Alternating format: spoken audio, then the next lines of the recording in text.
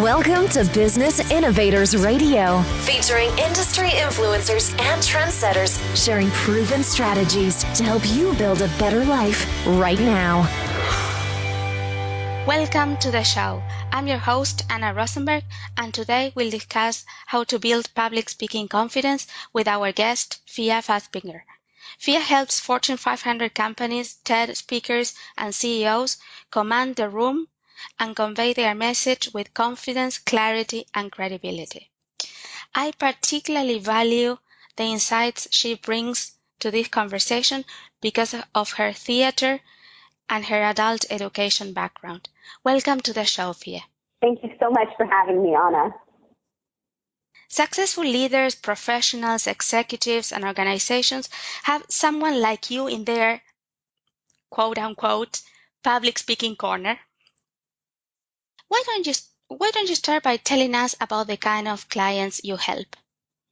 I help clients in corporate companies. I go in and do large group or small group workshops, both to help clients with internal communication as well as external. I also help one-on-one, and I do executive speaker coaching with CEOs and thought leaders in their industry, as well as coaching the TEDx San Diego event. I'm one of the lead speaker coaches for TEDx San Diego here in San Diego, which is happening actually next week. So starting about 6 months before, I start working with a lot of the TED speakers to help them prepare and then deliver their TED speech on a huge stage with over 2,000 people in the audience, as well as being filmed by our local news station, KPBS, and then put on the internet for hopefully millions of people to see.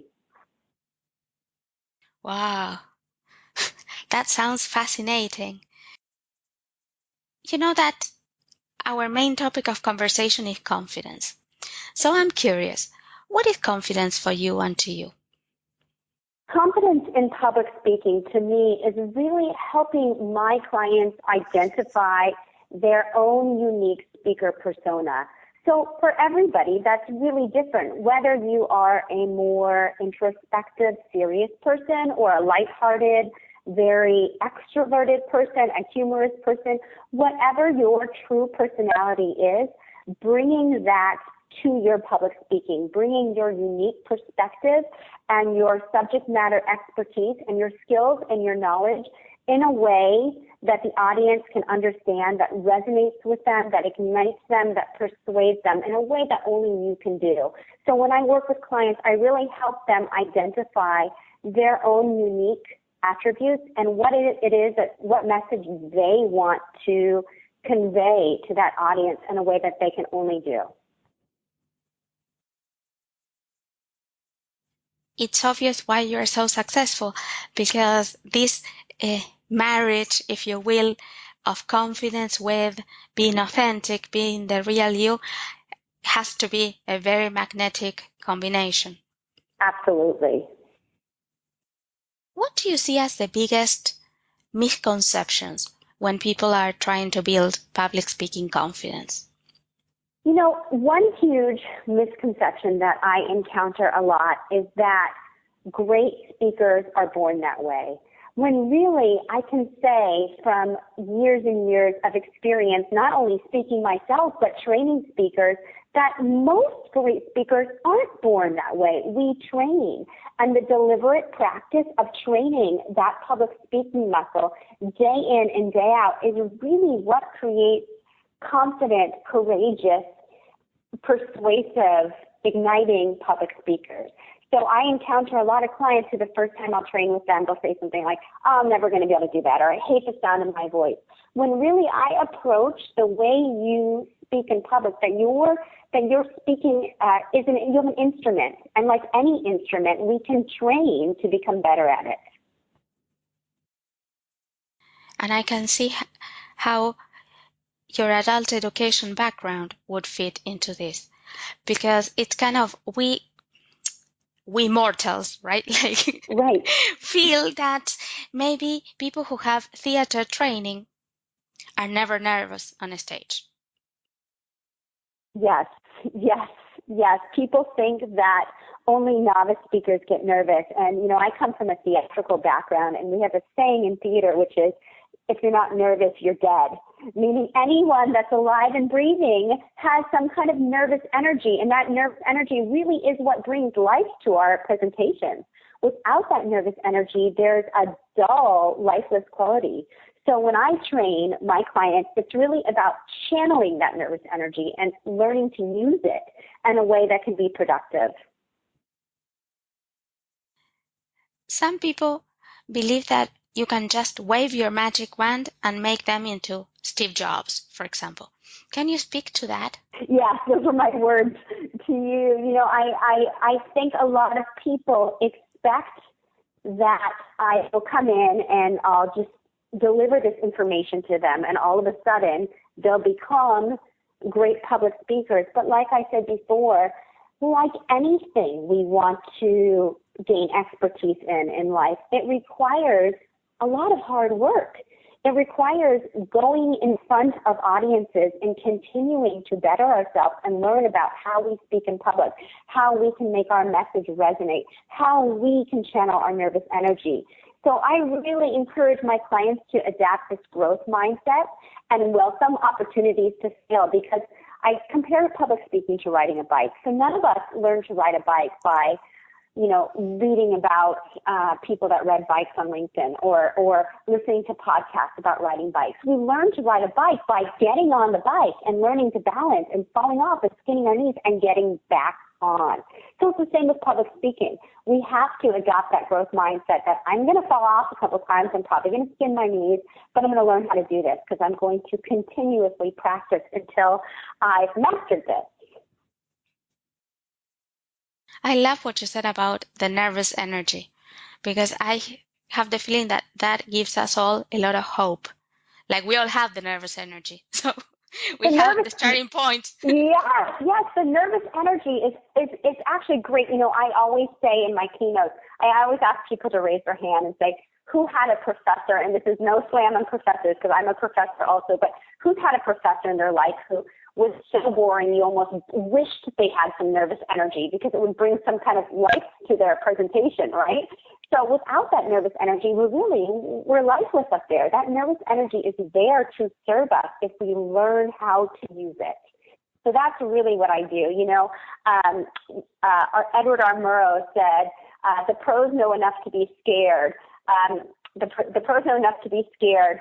It's taking those butterflies and teaching them to fly in formation.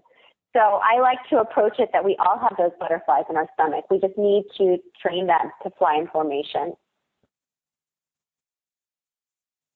What do you feel are the little-known pitfalls to avoid when building public speaking confidence?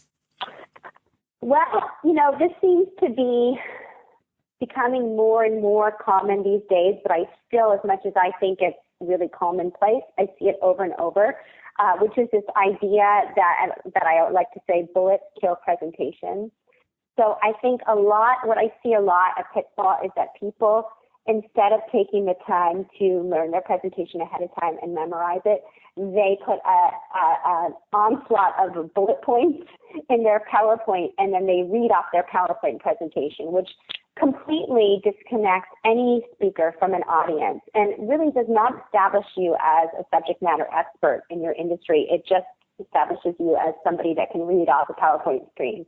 So I really try to go in and train my speakers to take the time and the discipline ahead of time to at least be familiar with the order and the flow of their presentation so they can take some of those bullets out of their PowerPoint screen and make eye contact with the audience, move around the room. They're not married to their computer and the screen. Let's shift the conversation to possibility. And what I mean by that is to what's possible, right? Why don't you tell us about the kind of results you have been able to help your clients achieve with all these TED talkers and leaders? I'm sure there are results we can all take inspiration from. Absolutely. One of the common themes that I try to help my speakers with is really harnessing the power of their story. So how do we apply your story or stories that will resonate with an audience to your presentation? And whether it's a TED Talk or even a very data-heavy presentation like I do with some of my engineer clients, there's always a place for storytelling. And what we know is that about the human brain is that we absorb information almost 80% more if it's combined with some kind of emotional experience. So for a lot of us, that's a story. That's why we remember stories. So I really work hard to help my clients put storytelling woven within their presentation, and then take my background as an actor and apply some performance art techniques to their delivery so that there is some element of excitement and energy to their presentation. So I've seen really, really amazing transformations with clients that have taken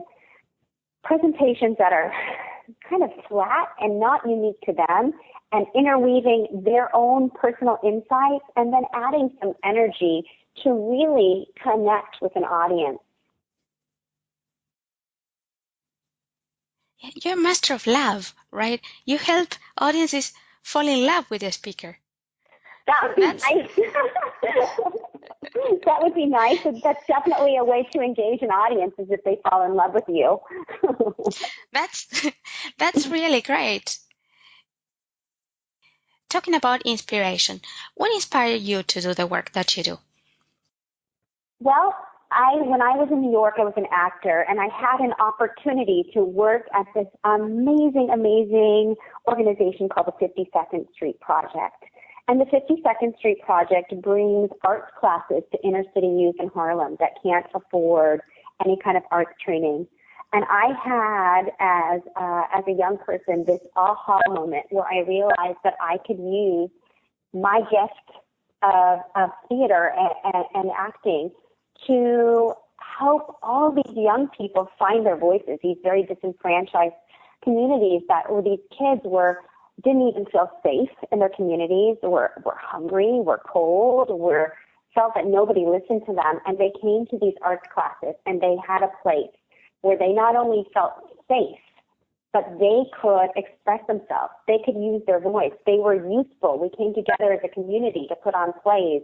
It was an amazing, amazing moment in my life where I realized that I really loved to teach. I loved to guide people.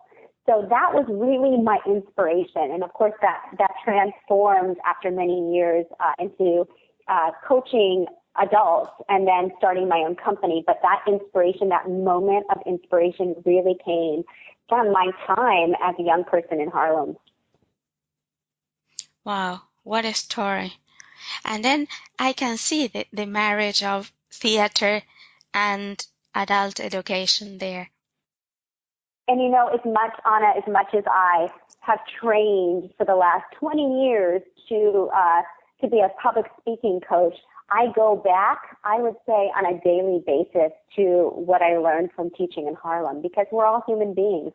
And whether you're the CEO of a Fortune 500 company or a 14-year-old, learning to use your voice and the courage that takes is the same. It's the same. Beautiful. Can you share with us a lesson about confidence that you learned early on and that still has an impact on you today? Yes, I will. When I was an actor in New York, I suffered from debilitating stage fright myself, and actually I created my methodology to help people reduce their own speech anxiety based on my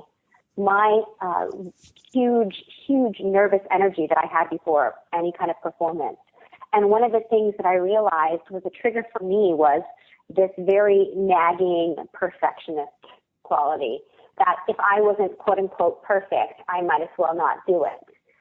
So for me, and something that really resonated for me and that I try to impart to my clients now is that we are all a vessel for our message, that it's not about us. It's not about if we're having a bad hair day or if we put on a couple pounds or what outfit we're wearing. It's about giving our message in a way that only we can to that audience. And that doesn't always have to be perfect.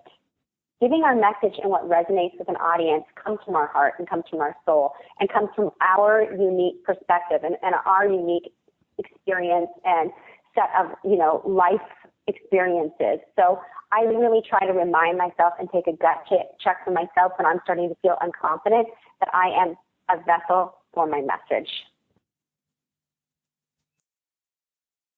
That's a great answer, and I think a lot of us suffer from this trying to be perfect, which of course is perfectly impossible. Exactly. So I'm going to ask you the morning after question. Like the moment you realize, is this perfection thing? How did you start doing different? What do I do different? So one of the things I've done is I've adopted this idea, which is prevalent today, but still very difficult, of a growth mindset, which is I now really try to switch my perspective to creating opportunities for myself to fail, so that every keynote and every presentation I do is not an opportunity to be perfect, but an opportunity to learn from the mistakes that I'm going to make so that I don't make them again, so that I continue to grow, because even the best public speakers can always improve. And we all have times where we really want to crush it. It's really important that we nail it. Or like I say to my clients, we got to deliver in the clutch. But even within those, what we want to be flawless opportunities, we still continue to learn. So I really try to talk to myself the way I would talk to my clients, which is being kind and saying, okay, here's what I did good. Here's all these great things that I did good. And here's where I have opportunities still to do better. Beautiful. Opportunities to do better, creating opportunities instead of like fixation about like mistakes. Absolutely. And one of the themes I see over and over with clients is as soon as you talk about the morning after, as soon as they step off stage, I say, how did it go? And they immediately start to tell me all the things they did wrong, instead of taking a second to celebrate the successes. So I say, wait, hold it. We'll get to the things that you want to improve that didn't go well. But let's start with what was successful. Let's start with what went right. And so we have that to reference always. We know that we can do these certain things successfully. And now we'll get to the things you want to improve next time. But instead of always focusing, we have this negativity bias as human beings where we always want to focus on the things we did wrong instead of taking the opportunity to congratulate ourselves for what went right in that presentation. So I really try to use that morning after. Yeah, we'll look at the things we want to improve on, but also what went really well. I think that making mistakes during a presentation is one of the biggest fears we all have. My God, right? I will make a mistake. What are your biggest tips to recover from mistakes? From a mistake during the presentation? From a mistake during a presentation. Okay, so the first is I always ask my clients to think about times they've seen a speaker that they really resonated with. And was it, quote unquote, perfect? Probably not. There might have been a time when they forgot their words. There might have been a time where they had to look at their notes. There might have been a time where they fumbled or blundered. That's not what resonates with an audience. What resonates with an audience is subject matter expertise, passion, enthusiasm, and heart. So if you make a mistake during your presentation, breathe. First of all, breathe so that you take your body out of fight or flight, which is of utmost crucial importance. Really breathe big, deep breaths into your belly and take a second to regather. You can acknowledge to the audience that you messed up or that you missed something. That's okay. And then get yourself back on track. Don't let that one mistake derail your entire presentation. So as much as you can, try to stay present, breathe, recover from the mistake, and move on. Breathing is important, very healthy. That's Huge, it.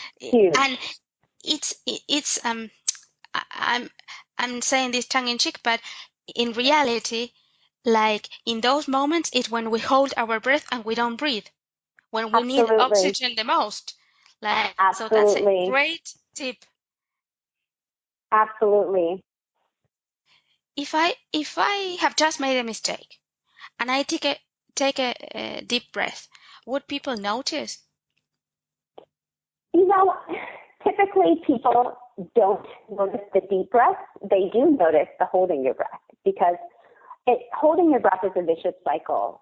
What's happening unconsciously is your body is going into fight or flight or survival mechanisms. So you unconsciously hold your breath because you're tightening your diaphragm so that you protect your vital organs from attack. That's what's unconsciously happening in your body. But what appears to the audience when you hold your breath is you appear nervous, you appear breathy, you appear quiet because you cannot get a full reservoir of air out to actually project your voice.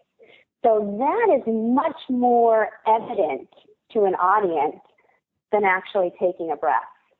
So having a background in theater, I'm trained on how to use our diaphragms for powerful voices. So I train all my clients not only how to breathe and use proper breath support to create a really powerful voice, but also to calm themselves and ground themselves. And I haven't found ever that audiences notice deep breaths, but they do notice nervous speakers that are holding their breath. So actually, that makes it a double great tip, because the moment you take a deep breath, you project confidence instead of like holding your breath and then appearing even more like doubtful or unconfident or whatever it is, or nervous. 100%. 100%. It's such an amazing tool that we have as speakers because we not only create these really powerful, rich, resonant voices simply by incorporating diaphragmatic breathing, but we also use this amazing tool we have to center and focus and ground ourselves. That's why they use it so much in yoga, because it is such a powerful tool to ground ourselves. My guess is that as big as the fear of like making a mistake is a fear of going blank and forgetting. Mm-hmm. Do you have any tips for us on how to memorize the speech, or not memorize? I don't know what's your technique, but to make sure that we don't forget. Yeah, I do. So, when I work with clients, we look at some kind of speeches. It's okay to have notes up there. That's not going to, if you're doing a 4-hour workshop or even an hour workshop, sometimes it's okay to have notes and glance down on your notes. Not that you would be reading word for word, but, a simple outline or a couple of bullets that you can glance down at. And that's enough to keep you on track. Or your slide deck, you can look at the picture up there, and that's enough to cue your mind what comes next. There are times, like a TED speech that's only 12 minutes long, where you better be 100% memorized because there is no opportunity to look at notes. So the first thing I do with clients is let's assess, is this a situation where we need to, know this word for word? Are we going in front of a video where we cannot glance down at notes? Or is it okay to have notes? If it's not okay to have notes, it's really a matter, I'm a firm believer in the discipline of memorizing, Anna, that you have to, like I say, eat your script for breakfast. You have to do it on your morning walk. You have to do it while you're walking your dog. Do it in the shower. Do it in front of the television. Do it while you're driving the car, and just keep saying it out loud as much as you can until it comes out of you the way it would from an actor. So when actors get on stage, they've read their lines so many hundreds of times that it just comes out of them. It's part of them. And then they can really live in the present moment of interacting with that audience because they're not worried about memorizing. So a lot of people have this misconception that, if I memorize, I'm going to become boring. But it's actually opposite. It's when we're so nervous that we're going to forget that we become lifeless. We become these kind of robots that are just worried about memorizing. Whereas when we take the discipline to actually memorize it so much that it just comes out of us, then we can really be ourselves, add a joke in here and there. listen to the audience laugh and react. That comes out of knowing your script inside and out. And my TED speakers, we do all these things to try to throw them off balance and see if they still know their script. Like I'll call them in the middle of the day and say your lines. Or I'll have them say their lines to me and I'll interrupt them and see if they can get back on track. And at that point, if they can, I know they know it so well that no matter what happens up there, it's not going to derail them. That distinction between the context of the speech, can I have notes? I cannot have notes because it's a TED Talk, was so useful, right? Because some people think that in every context, they have to know all their lines by heart. And that's not reality. I mean, if you find out you have a presentation tomorrow, you can't memorize it. But I always say, can you create a simple outline? Can you say it out loud once? Because one time is better than no time. And then at least if you know your topic sentences and you can make eye contact, and then you can glance down at your notes after that. So I think it's really important to distinguish what kind of presentation it is and who is the audience. Here comes the difficult question. Are you ready? I think so. I don't know what it is yet. I'm ready. Talk it to me. What's your number one tip to deal with anxiety? Not number 2, not number 3. Your number one tip. Breathing, breathing, breathing, breathing, breathing. That is not a difficult question for me. The actual using the breathing is what's difficult. Scientifically, incorporating more oxygen into our body lowers our heart rate. It's a no-brainer. It will work if you train that muscle to work for you. And it is an incredibly powerful tool. And you don't know how powerful it is until you've actually used it successfully. But it is hands down the most important tip, because all that psychological, we can tell ourselves a million things in our head.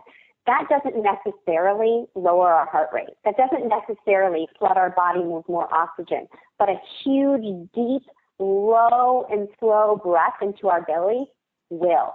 Hands down, lower our heart rate, bring our prefrontal cortex back into play so that we can think logically, so that we can slow down. It is hands down the most important tip I can give any nervous speaker.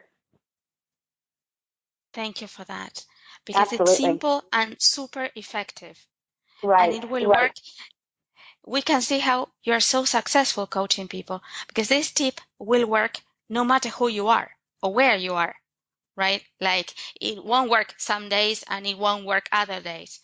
It will always work if you do it, but it's really difficult to do because when you're nervous, like you said, you tighten up. So it's even harder to do in those moments. And I will put my hands on clients' bellies so that I can tell, so that they're not trying to trick me. And then I can really feel if they are using their diaphragms. And I like to say, visualize with a big balloon in your belly. And every time you breathe in, you fill that balloon up with air. And when you exhale, all the air comes out your mouth. And it brings, like you said, it's not sometimes working and sometimes not working. It always works. It's consistent. And it makes you feel in control, again, of your own speaking. You're not worried that, oh my gosh, I'm going to get so nervous I won't be able to control this, or my nerves are going to run away with me. You take the power back into your own hands for your presentation. I cannot resist. You come with all this theater background, so I need to ask you, do you have any good luck tips for presentations? Good luck. Well, one thing that I always say that I would qualify as just good luck is choose an outfit that you feel like a rock star in. And as much as I am a firm believer that it's about your message, I'm also a firm believer in that if you feel good about yourself and you feel confident, you're going to appear that way. So I am not above and beyond taking clients to Nordstrom's and helping them pick out a rock star suit or a rock star dress, something that they feel like gangbusters in, that they look like gangbusters in, so that they have that kind of icing on the cake when they go for that really important presentation to knock it out of the park. Because there's nothing like putting on an outfit that you just feel great in to really add that extra, rock star quality to your presentation. That's a great tip, and I'm sure a great confidence booster. How can people find out more about your work? They can visit my website, the Moxie Institute, all one word, MOXIE, moxieinstitute.com. They can also connect with me on LinkedIn, Facebook, or Twitter, but I just launched my new website yesterday, so I'm really excited for people to come visit me there. So please come visit me at themoxieinstitute.com and leave me a message. I would love to connect with each and every one of you.